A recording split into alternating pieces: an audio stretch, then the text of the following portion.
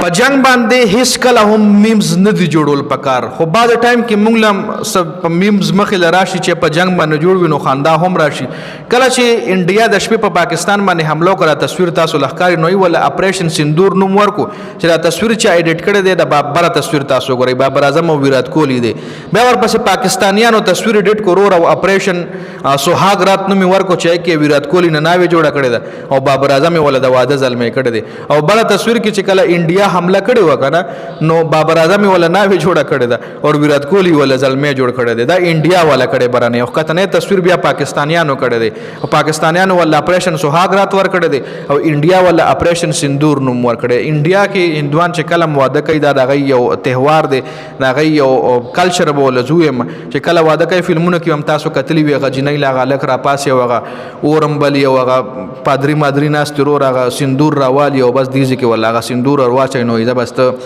زما مطلب هغه واده چې کوم سیستم دا غننګ واده شي نو ولا اپریشن سندور نوم ورکو نو اپریشن سندور نوم په وجه باندې د انډیا چې څومره هم میمرز دي ګوره دا میمرز نه دي دا څوک چې دا فنی ویډیوز جوړي دا میمز جوړي دوی له الله پاک قابلیت ورکړي خدای په دې میمز باندې ویسټ کوي که شری دی د دې میمز ایډیټینګ په دې چرته خپل ایډیټینګ کولې کنه د زده کړې د سبق حاصلولو نو دوی ګوره یو ښه مقام الله پاک ورکول شو په دې دنیا باندې هم او په هغه دنیا باندې هم ځکه چې ستا ته یو داسې پوسټ وکړي چې هغې نه مسلمان ته فایده ته یو اسلامي واقعیا داسې خشته ایډیټینګ وکړي یا داسې په ښه طریقه باندې یو ښه میسج ډیلیور کړي نو خامخا د چا زړه نه بدل له دوه وځي خو خیر میمز چې کوم دی دا یو ډېر غټ ذهن غواړي دا یو ډېر غټ سوچ غواړي دا ایډیټینګ سکلز غواړي ډېر مطلب ډېر زیاتې خبرې دي میمر چې کوم وي که نه هغه ډېره زیاته خواري کوي یو ځینه کلپ رایشتی بل ځینه کلپ رایشتی خاص کر دا ویډیو تاسو ګورئ نه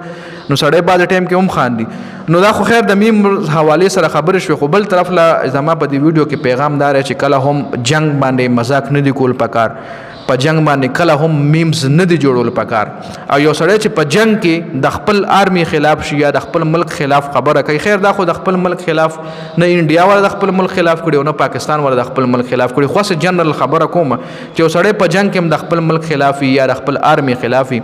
نو زه هم دا به یو منافق انسان وي چې په جنگ کې لکه زموږ د ملک سیاسي حالات دي نو هغه رستا خوښه راکته هره پارټي سپورټ کوي د چا خلاف زی د چا سم کې هغه رستا زموږ د ملک اندرونی مسایل دي خو چې کله د ملک نه بهر بل ملک سره جګړه شي نو بیا به کم از کم مونږ را یونایټډ کیږو را یو ځای کیږو بیا په جنگ باندې میمز جوړول د چا په مرګ پسې خندا کول د چا شهادت پسې خندا کول